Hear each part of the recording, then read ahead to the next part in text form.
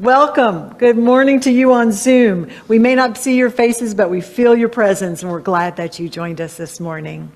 My name is Reverend Lisa Herklotz. I am co-minister here with my husband, Reverend Jim, who you'll be hearing from shortly.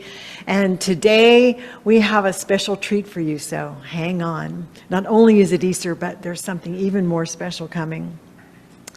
And do we have anyone here for the first time? We'd like to just give you a warm welcome. Welcome, welcome. Nice to have you here. Always delighted to see new faces and always happy to see the familiar faces. There's so many ways you can find out about Unity of Charlotte. Oh, I forgot our mission. Hold on. Let's say our mission out loud. We start off on Sundays saying our mission out loud, giving it voice, because this is our purpose for being here. And each time we speak it, we put that vibration out into the universe and we align with it in everything we do. So please join me in saying our mission together.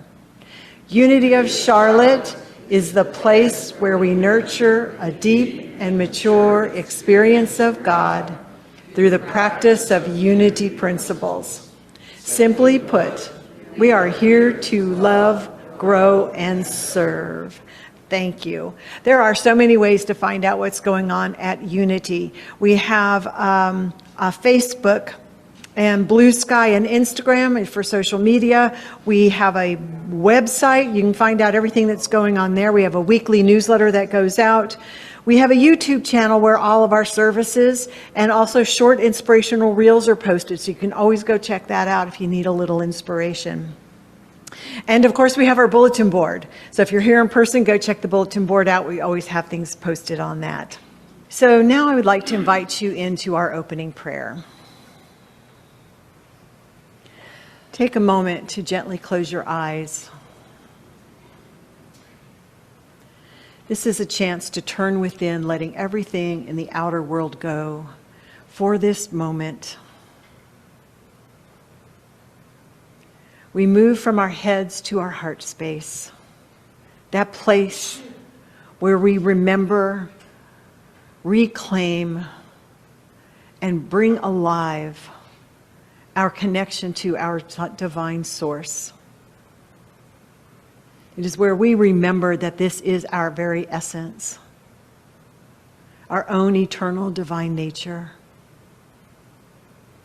and the truth of who we are and what we are called to bring forth in this human expression.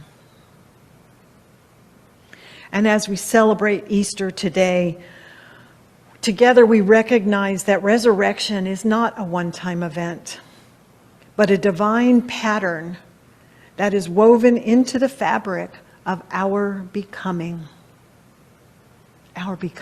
right here, right now, in this sacred space. It's in this moment that we release and we surrender to this great happening,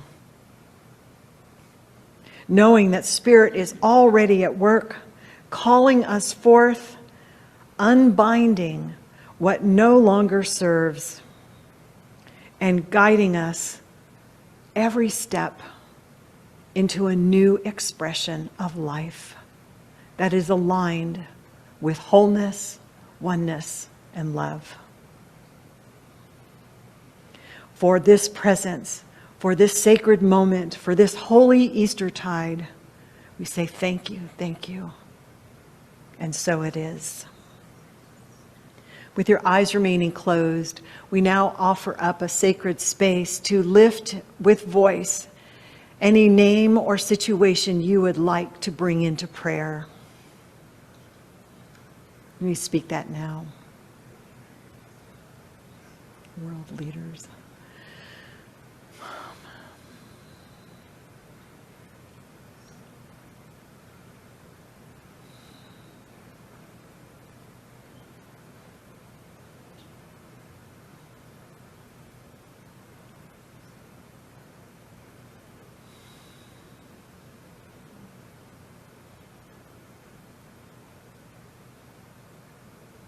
We know with every name or situation spoken aloud or spoken quietly in our hearts, and for all of those asking for prayer and for help, Spirit is already alive and working within them and the situation to bring forth the highest good for all. And so it is. Now, please join me in saying our Unity's prayer of oneness. This is actually also our Unity first principle. There is one presence and one power in my life and universe, God, the good omnipotence. We want you to know that if you have a prayer request, we have a prayer team waiting to take that on and uplift it to Spirit and feed it the power and energy of knowing the good that is available. If you want to have the prayer team pray with you, write your request on a piece of paper right out in the hall, leave it in the prayer box. We also have a form on our website or in our newsletter. You can put that prayer request in online. Those prayer requests go to our prayer team. They are held in complete confidence. They are prayed on for 30 days, and then they're sent to Silent Unity at Unity's headquarters, where they're prayed on for another 30 days. So don't hold anything, don't hold any burden as you leave today. If you have anything that's a burden, put it on a prayer request form and drop it in that box and know that it is being handled. Now I'd like to invite up Chris to read our daily word. Happy Easter. Happy Easter. On this glorious Easter morning, I rise. Just as Jesus transcended death, turning pain into light and sorrow into joy, I too have the power to rise above any challenge. When I feel defeated, I rise. When I stumble, I rise. When sorrow weighs heavily, I rise.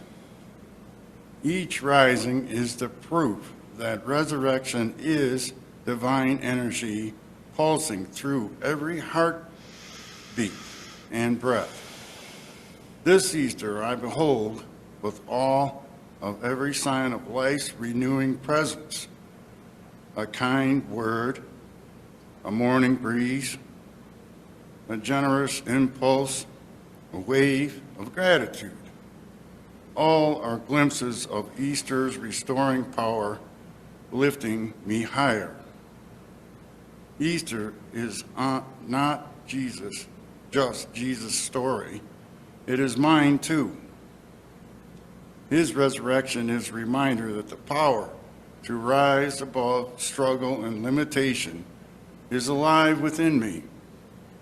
I am a creation. I rise. So, if anyone in Christ, there is a new creation. Everything old has passed away. Look, new things come into being. Corinthians 5:17. I rise. Wow. Thank you, Chris.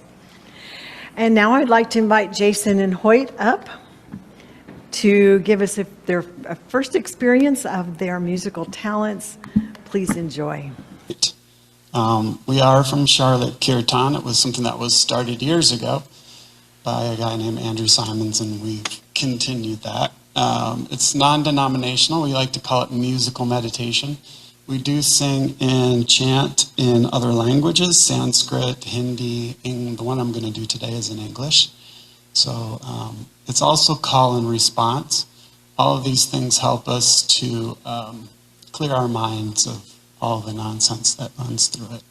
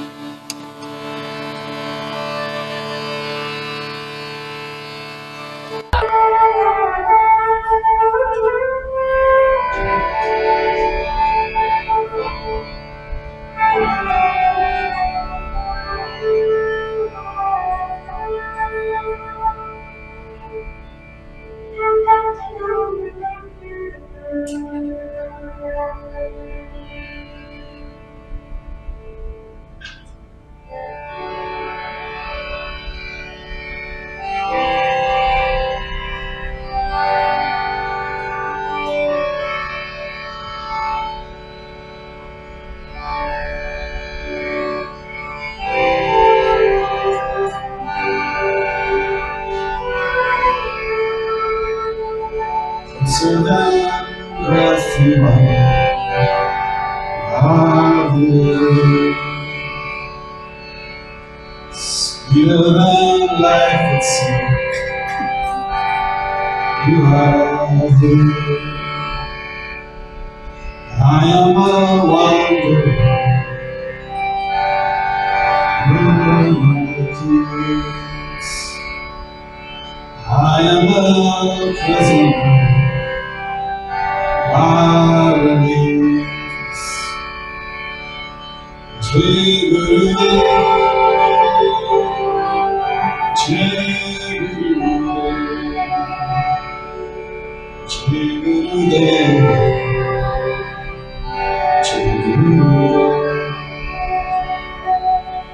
I am a pilgrim, road so long. I am a sinner, by the sun. Held in the open sky, so far away. From the love, I love. Jai Gurudev, Jai Gurudev, Jai Gurudev, Jai Gurudev.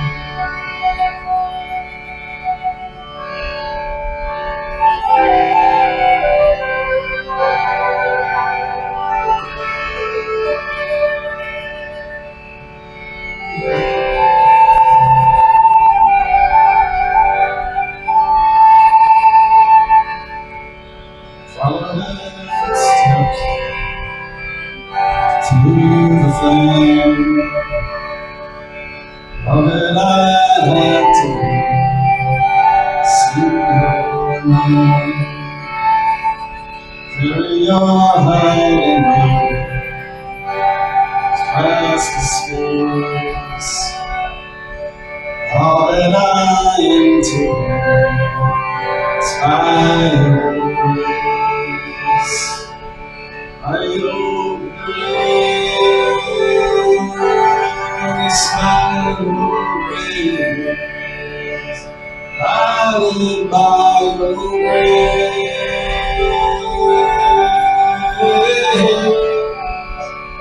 I live by your grace, I live by your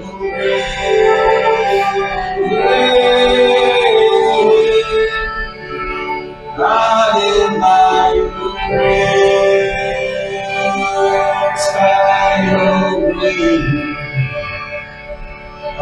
live by your grace.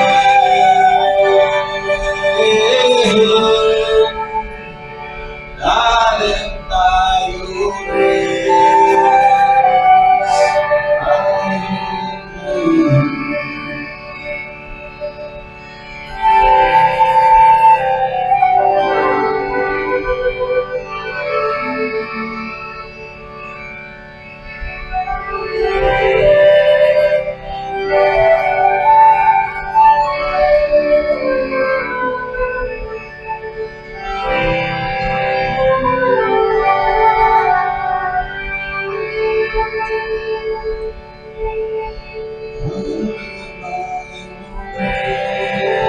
live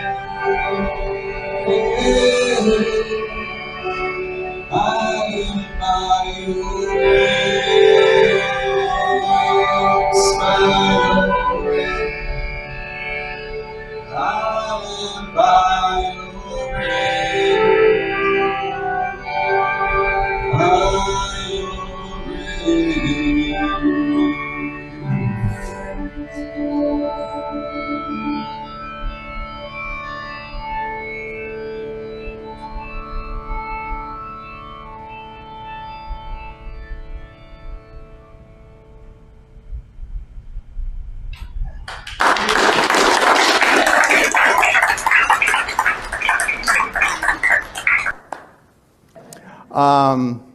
When I lived in Jacksonville, Florida, I had a chance to attend yoga school. And that was a 6-month process, and we would spend 10 hours on Saturday, 10 hours on Sunday. So it was quite intense weekend thing. And we would have our own kirtan at the end of Sunday. And that was just a way of letting go, dancing, singing, chanting. So this touches my heart, and it really, I really appreciate it. Thank you so much. Thank you so much. It is. It is.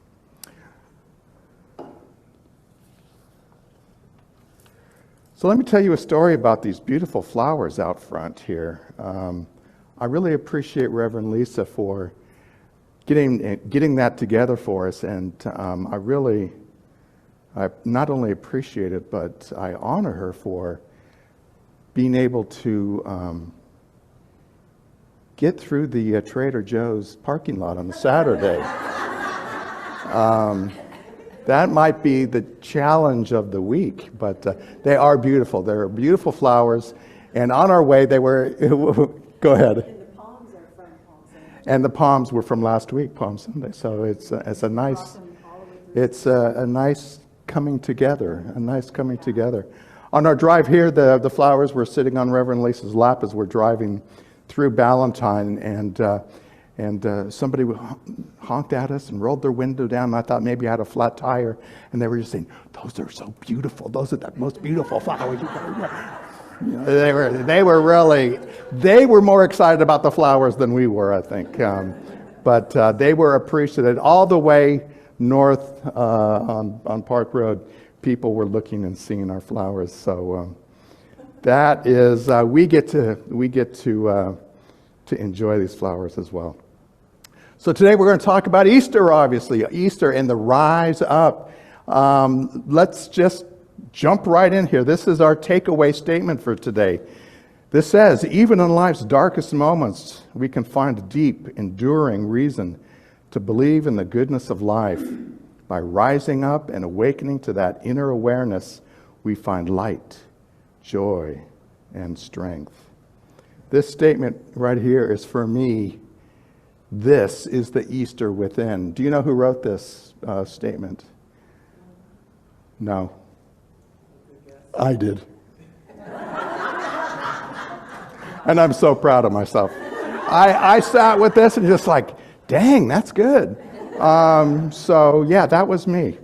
And we're going to look at this today, and we're going to explore how Easter shows up in our lives, each and every person here today on Zoom. And how many folks we have on Zoom here today on Easter? We've got six folks on Zoom. We want to welcome them to this, and we know that people are going to watch this later on YouTube as well. But that Easter is more than just the story of Jesus. We're going to explore how it applies to us in our everyday life, how it metaphysically shows up, and how we put it into practice. That's the whole point of this coming together here today. The harmony of this statement is that even in the darkness, even in those tough times that we have, there remains choice, awareness, and inner freedom within our lives. We always have the choice, no matter how dark it may seem in our lives. And that rising up, because this is Easter, that rising up is that shift in consciousness. So yeah, we may be hit over the head with something in our daily life, but we rise up in consciousness as well. This Easter within is the awakening to something more enduring than just this earthly plane. It's not just this earth, is what we're here to say. What I'd like us to take away from this today is that Easter is just that. It's an inner process of choice. And we've been talking about this all month long, it's a releasing and a reimagining. Over and over again, whatever's going on. Over and over again. Small things, big things. whatever it is. And that choice, that reimagining that we've made in whatever it is enduring and lasting because it is spiritual. It is within that divine realm in which we live as well. Viktor Frankl, who was in World War II in a concentration camp, thinking that he was probably going to die there. That's where he was. That's how down and out this man was. Obviously, he got out and had a wonderful life afterwards, wrote a book, but he said this: everything can be taken from a man. I'm going to start over. I'm going to say everything can be taken from a person, but one thing. One thing. The last of the human freedoms, to choose one's attitude in any given set of circumstances.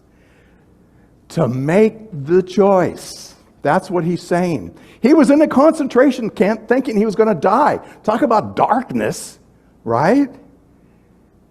And he's sitting there philosophizing, saying, I still have a choice in how I respond to this situation. I have a choice.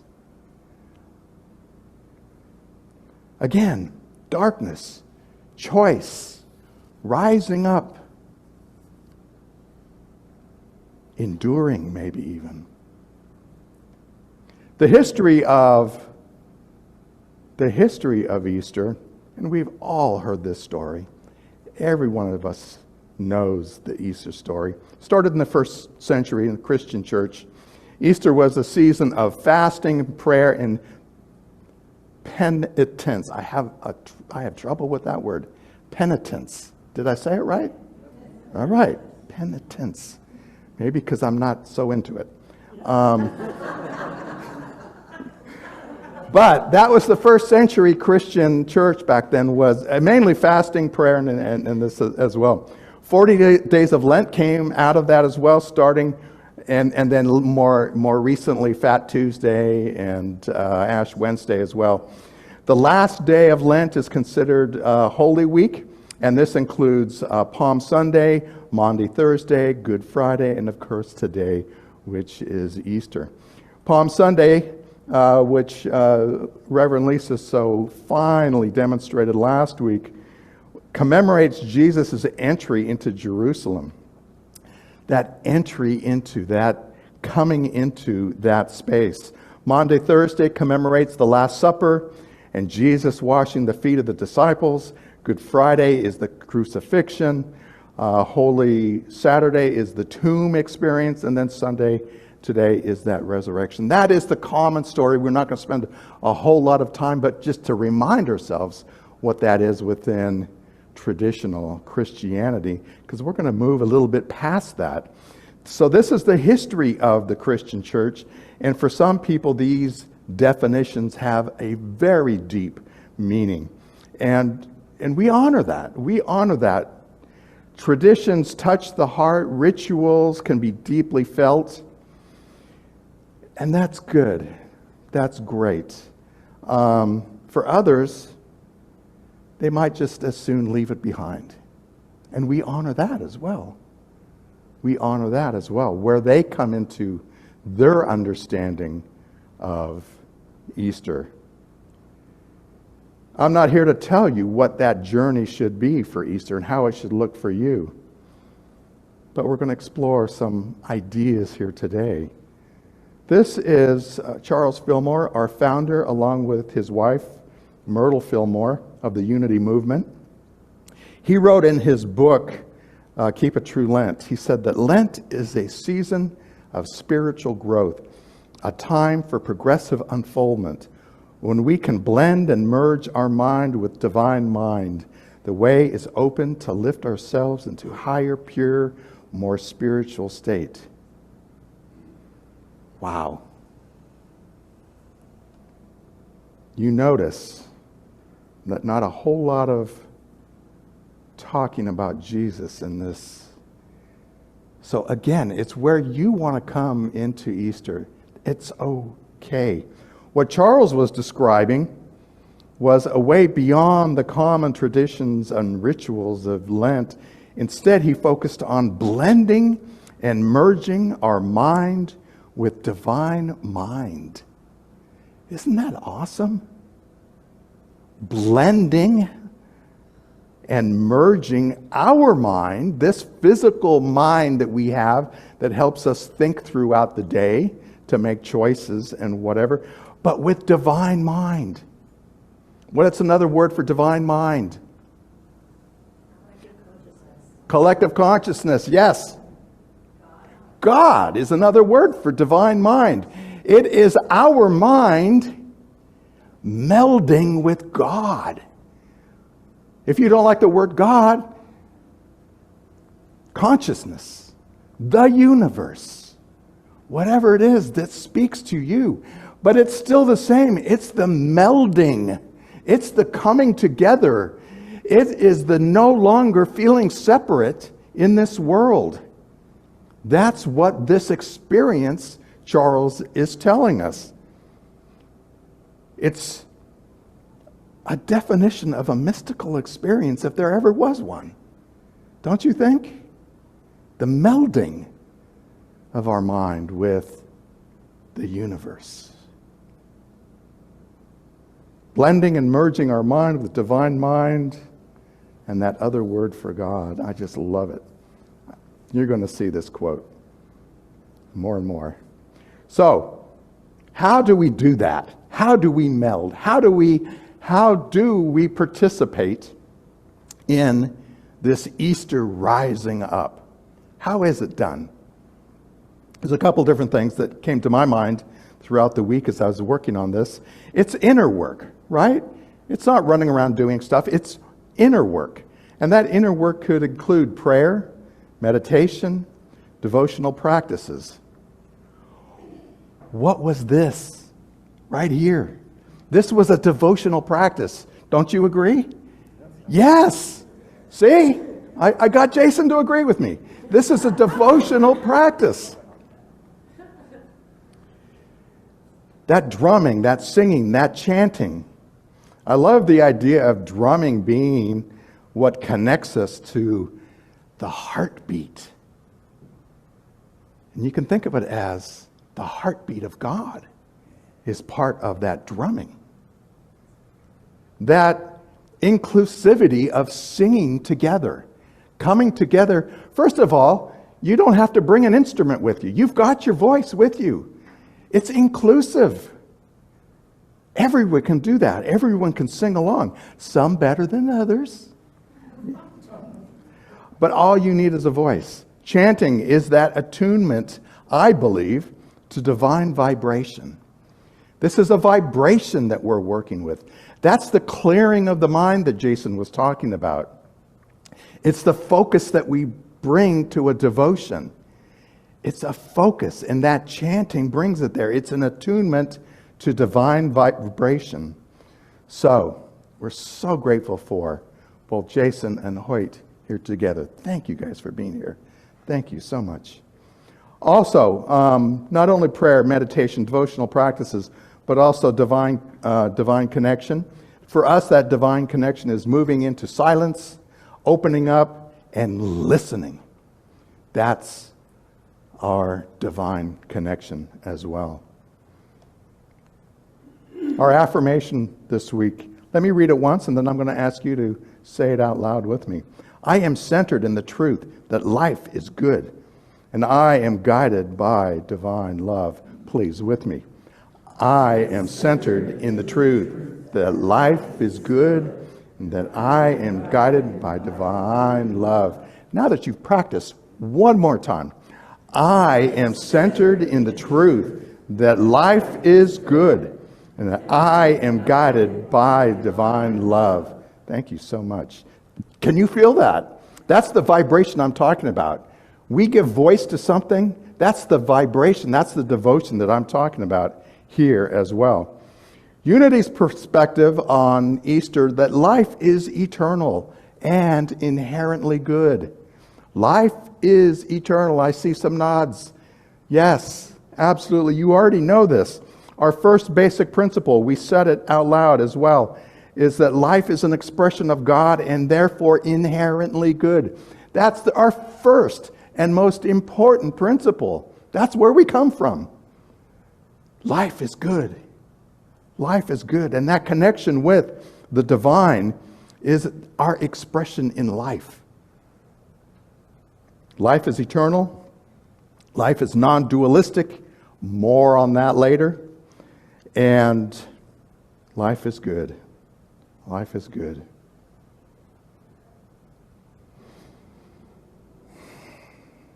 Another quote. Even in the face of death, life continues and love does not end. Keith Haring, American social activist. Even in the face of death, because we are talking about that resurrection, even in the face of death, life continues. And that's what many of us believe we saw in the Easter story. That there's no end. That life is eternal for each. And we also believe that Jesus is not the exception. That these things are for all of us. It's not just Jesus' story. This is an example for us as well. This affirms the continuity of life, the presence of the divine beyond our physical appearances as well. Metaphysical interpretation, the unity movement has a metaphysical interpretation. Well, any of us can have a metaphysical interpretation. This is not carved into stone because we can each have something a little bit different. But I wanted to look at each one of these events and look at the metaphysical through that as well. But let's go through that just really quickly. So the Holy Week, Palm Sunday, was that triumphant entry. That's what Reverend Lisa talked about. Riding in the palm fronds being laid down, riding in on the donkey. That was the triumphant entry in that. Maundy Thursday is that preparation. This is the Last Supper. This is the washing the feet of the disciples. This is getting ready. Preparation. This is getting... So you see how I'm moving it from just what happened 2,000 years ago. I'm moving that into how does it speak to us here today. Good Friday. A few of us were here on Friday, and we had it was a great service that Reverend Lisa and I were part of as well. That Good Friday is the release. The release. The letting go. Whatever it is that is no longer serving you in this world, that's Good Friday. Holy Saturday. Holy Saturday is that time. Where? Time in the tomb. Yes. It's a transformation. It's a quiet time. It might even feel like it's in the depths of darkness. But it is that quiet transformation. And then today, Easter Sunday, that resurrection that we talk about as well. If we're to talk about metaphysically, this is the entry of spiritual awareness into our consciousness. So, Palm Sunday, that triumphant entry, that is entering into our spiritual awareness. That's us marching into that. That's us waving the palm frond. That's us celebrating. Because I'm moving forward through whatever I'm working on. Maundy Thursday is that preparation. Not just the Last Supper and preparation, but it's that inner preparation, that cleansing of any limiting belief I have of me or this world. We talk about this world being good, but if I'm stuck in that place that says this world sucks and it can never, ever be whatever, that's a problem, you see? So we are cleansing ourselves of limiting beliefs. Good Friday's release is the death of the ego and the false self. That's the release. The death of the ego. This is what Jesus, and on Good Friday, they were the last 7 phrases of Jesus. Those were the things he was talking about. He was letting go of the ego during that time. Any false sense that he might have had of what eternity looked like for him. Holy Saturday, transformation. This is a time of rest, spiritual change, silence, or even darkness. A time of rest, maybe charging yourself back up again, getting ready for that reimagining, that Easter Sunday, that awakening to the divine within. This is life. This is your life.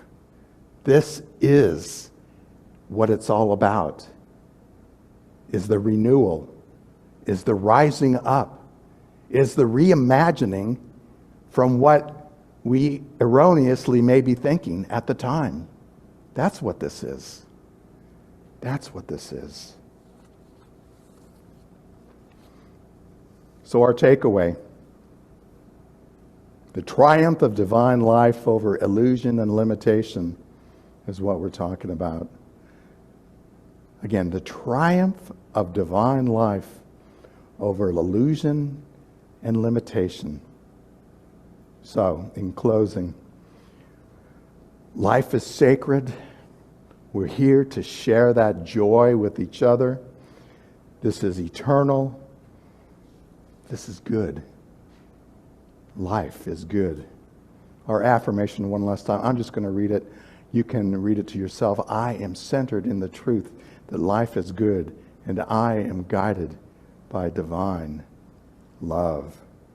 Know that I love you. I bless you. I appreciate each and every one of you here and at home and on YouTube and all around. I see the divine in you. Namaste. We have some music. Oh no, we have meditation. I jumped ahead. You jumped ahead earlier. I jumped ahead. Let's take a breath and move into meditation. Let's wiggle around. Let's find a space that allows you to be comfortable. Find a place for your hands, palms up, palms down, whatever works for you. Gently closing your eyes if that feels right. Otherwise, you can watch that candle on the screen. It both works. But find your breath. And when I say find your breath, notice how your breath is affecting your body at this very moment, at this present time. For some people, that breath is their belly that moves in and out.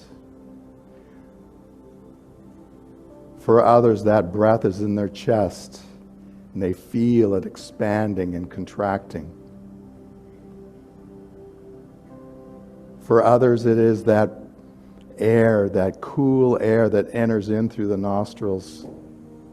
You feel that, and then on the exhale, you feel the warm breath leaving your body. Wherever it is that you experience the breath, focus on that right now. Feel that inhale. Notice that exhale.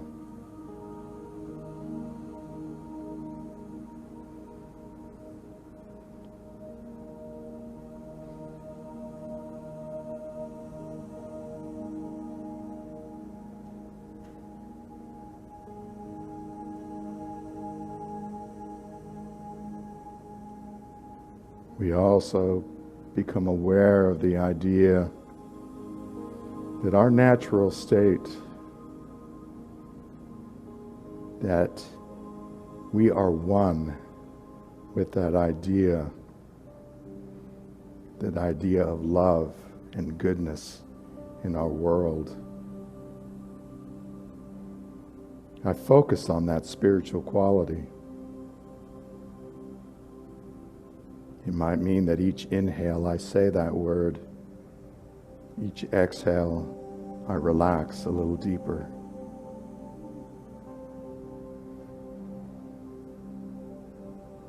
My consciousness becomes one of anticipation, this expectation of feeling that vibration, knowing that I join with others here today in that vibration of goodness.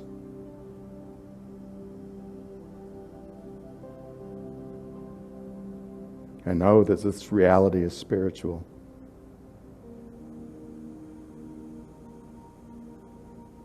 Life is based on love. This is my reality.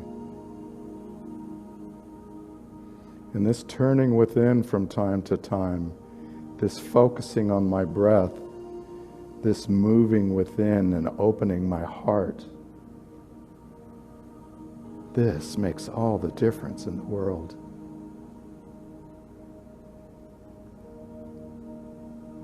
I take another breath. I exhale deeper within.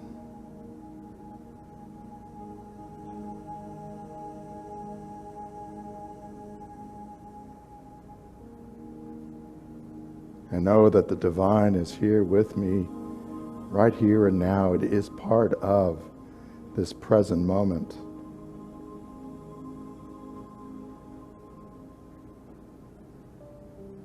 I am never separate. I am part of that oneness.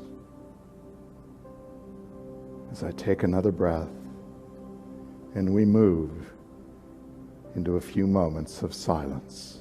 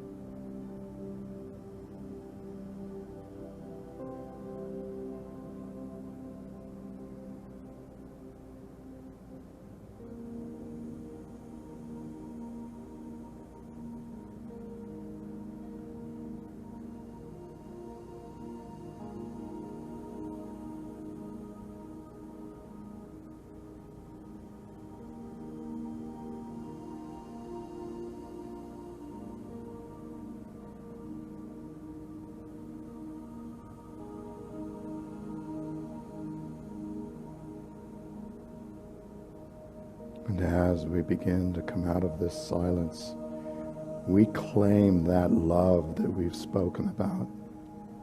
It is ours. A life of love without boundaries. And we are blessed with that knowledge. As we gently flutter our eyes open, opening the eyes, coming back into this room, breathing deeply.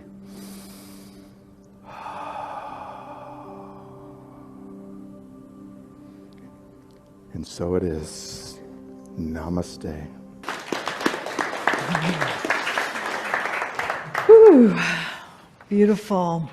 So this is a time in our service where we get to experience the joy and the flow of circulation in giving and receiving. As you know, every gift you offer unity, whether it is monetary in service or your times and talent, it is what enriches and allows this community to flourish. So thank you, thank you. And there are many ways to become a consistent giver. Consistent giving is what helps us as a board take responsibility to keep this organization alive and the doors open. So consider being a consistent giver if you are not already. And now I invite you to take into your hands that gift that you are offering today, whether it be a physical gift or it may be something you've already given online, just hold it in your hands, imagine it there, as we say together our abundance blessing. Joyously, I give this gift, knowing the divine presence blesses and multiplies all that I have, all that I have, all that I give, and all that I receive. Thank you, God. The light of God surrounds us. The love of God enfolds us. The power of God protects us. The presence of God watches over us. We are light, love, power, and presence. Wherever we are, God is, and all is well.